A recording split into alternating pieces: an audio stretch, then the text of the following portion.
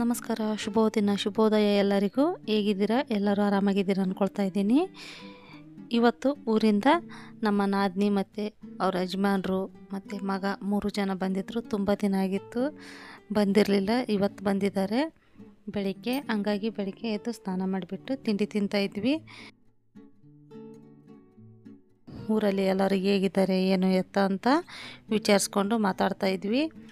ಹಂಗೇನೆ ತುಂಬ ದಿನ ಆಗಿದ್ದರಿಂದ ಅಪರೂಪಕ್ಕೊಮ್ಮೆ ಎಲ್ಲರೂ ಸೇರಿದರೆ ಖುಷಿಯಾಗಿರುತ್ತಲ್ವ. ಹಂಗಾಗಿ ಟೈಮ್ ಪಾಸ್ ಮಾಡ್ತಾ ತುಂಬ ಹೊತ್ತು ತಿಂಡಿ ತಿನ್ಕೊಂಡು ಎಲ್ಲ ಊರು ವಿಚಾರನೇ ಮಾತಾಡ್ತಾಯಿದ್ವಿ ಇಲ್ಲಿ ನಾವು.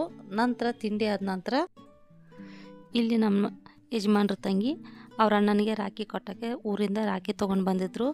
1 ವರ್ಷ ಕೂಡ ಮಿಸ್ ಮಾಡೋದೇ ಇಲ್ಲ. ಪ್ರತಿ ವರ್ಷವೂ ಅವರು ರಾಖಿನ ಪೋಸ್ಟಲ್ಲಿ ಕಳಿಸ್ತಾಯಿದ್ರು. ಇಲ್ಲಂತಂದರೆ ಯಾರಾದರೂ ಕೈಯಲ್ಲಿ ಕೊಟ್ಟು ಕಳಿಸ್ತಾಯಿದ್ರು. ಈ ಬಾರಿ ಅವರೇ ಬೆಂಗಳೂರಿಗೆ ಬಂದಿದ್ದರಿಂದ ನಾನೇ ರಾಖಿ ಕಟ್ತೀನಿ ಅಂತೇಳಿ ಕಳಿಸಿರಲಿಲ್ಲ. ಹಂಗೆ ಬಂದಾದ ನಂತರ ಸ್ನಾನ ಮಾಡಿ ತಿಂಡಿ ತಿಂದು ಅವ್ರ ಅಣ್ಣನಿಗೆ ರಾಖಿ ಕಟ್ಟೋಕ್ಕೆ ಶುರು ಮಾಡಿದರು. ತುಂಬ ದಿನ ಆಗಿತ್ತು.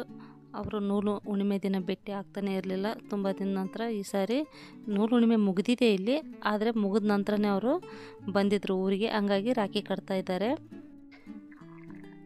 ರಾಖಿ ಕಟ್ಟೋದಕ್ಕೂ ಮತ್ತು ಕಟ್ಟಿಸ್ಕೊಳ್ಳೋಕ್ಕೂ ತುಂಬಾ ಅದೃಷ್ಟ ಮಾಡಿರ್ಬೇಕಂತಾರೆ. ಯಾಕಂದರೆ ಕೆಲವೊಂದು ಬಾರಿ ನಮ್ಮಂಥವ್ರಿಗೆ ಅಣ್ಣ ತಮ್ಮಂದಿರಿರೋದಿಲ್ಲ, ಮತ್ತು ಕೆಲವರಿಗೆ ಅಕ್ಕ ತಂಗಿರಿರೋದಿಲ್ಲ. ಹಂಗಾಗಿ ಇರೋರು ಪ್ರತಿಯೊಬ್ಬರು ಈ ರಾಖಿ ಹಬ್ಬವನ್ನು ಆಚರಿಸಿ, ಯಾಕಂದರೆ ನಮ್ಮ ಹಿಂದೂಗಳ ಭಾವನೆ ಮತ್ತು ಬಂಧಗಳು ಗಟ್ಟಿಗೊಳಿಸ್ತವೆ. ಇಂಥ ಹಬ್ಬಗಳ ಆಚರಣೆಯನ್ನು ನಾವು ಮುಂದುವರಿಸ್ಕೊಂಡು ಹೋದರೆ ಇಲ್ಲಿ ಆರತಿ ಮಾಡಿಬಿಟ್ಟು ಸಿಹಿ ತಿನ್ನಿಸಿ ಅವ್ರ ಅಣ್ಣನಿಗೆ ಒಳ್ಳೆಯದಾಗಲಿ ಅಂತ ನಮ್ಮ ನಾದಿನಿ ಹಾರೈಸಿದರು. ಇಲ್ಲಿ ನಮ್ಮ ಮನೆಯವರು ಕೂಡ ವಯಸ್ಸಲ್ಲಿ ಚಿಕ್ಕವರಾದರೂ ಅವರ ತಂಗಿಯ ಆಶೀರ್ವಾದ ತಗೊಂಡ್ರು. ಯಾಕಂದರೆ ಮನೆಯ ಹೆಣ್ಣು ಮಕ್ಕಳು ಲಕ್ಷ್ಮೀ ಸಮ. ಹಂಗಾಗಿ ಅವರ ಆರೈಕೆ ತವರ ಮನೆಗೆ ತುಂಬಾ ಮುಖ್ಯ ಎಂಬುವ ಬಲವಾದ ನಂಬಿಕೆ. ರಾಖಿ ಕಟ್ಟಿದ ನಂತರ ನಾವು ಮತ್ತೆ ಸಂಜೆ ನಾನು ಮತ್ತು ನಮ್ಮ ನಾದಿನಿ ಸ್ವಲ್ಪ ಬೆಳ್ಳಿನ ಶಾಪಿಂಗ್ ಮಾಡಬೇಕಿತ್ತು. ಅವರಿಗೆ ಊರಿಗೆ ತೊಗೊಂಡು ಹೋಗ್ಲಿಕ್ಕೆ ದೀಪಗಳು ಬೇಕಿತ್ತು. ಹಂಗಾಗಿ ನಾವು ದೀಪ ತೊಗೊಳ್ಳಿಕ್ಕೆ ಅಂತ ಬಂದ್ವಿ. ಅಂಗಡಿಯವರು ನಮಗೆ ದೀಪಗಳನ್ನು ತೋರಿಸ್ತಾ ಇದ್ದರು. ನಮಗೆ ಸ್ವಲ್ಪ ಪ್ಲೇನಲ್ಲಿ ಬೇಕಿತ್ತು. ಡಿಸೈನಲ್ಲಿ ಅಂದರೆ ಮೇಂಟೈನ್ ಮಾಡೋಕ್ಕೆ ಕಷ್ಟ ಆಗುತ್ತೆ, ಕಪ್ಪಾಗುತ್ತೆ, ಮತ್ತು ಎಣ್ಣೆ ಎಲ್ಲ ಕೂತ್ಕೊಳ್ಳುತ್ತಾ ಅಂತ ಪ್ಲೇನಲ್ಲೇ ನೋಡ್ತಾಯಿದ್ರು.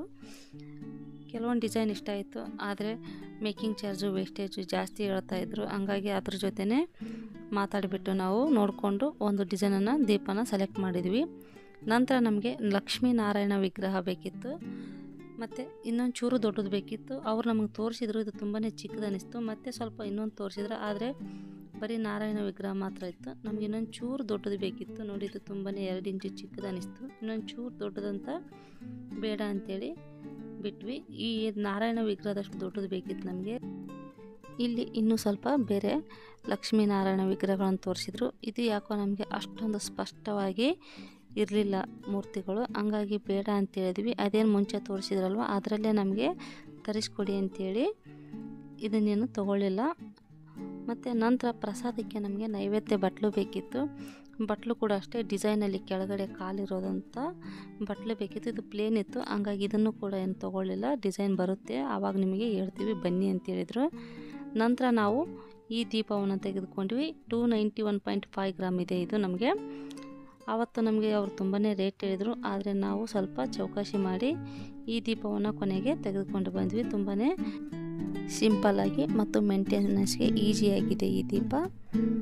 ಇವತ್ತಿನ ದಿನಚರಿ ನಮ್ಮದು ಹೀಗಾಗಿತ್ತು. ಈ ವಿಡಿಯೋ ಇಷ್ಟ ಆದರೆ ವಿಡಿಯೋಗೆ ಲೈಕ್ ಮಾಡಿ, ಶೇರ್ ಮಾಡಿ, ಕಮೆಂಟ್ ಮಾಡಿ, ಸಬ್ಸ್ಕ್ರೈಬ್ ಮಾಡಿ ನನ್ನ ಚಾನಲ್ಗೆ. ನಮಸ್ಕಾರ.